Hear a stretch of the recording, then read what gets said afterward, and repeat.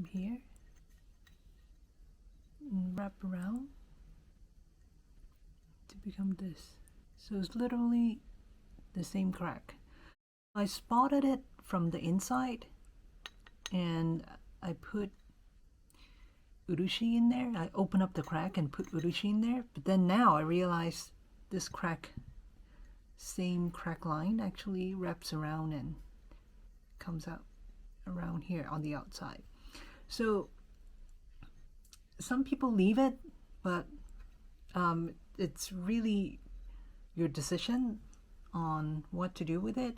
So I decided to repair this piece at this stage. So the tools to use would be very small file, diamond file, like these,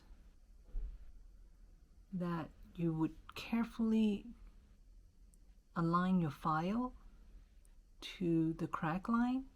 It's like a hairline crack, literally. You probably can't even see it very well over the camera.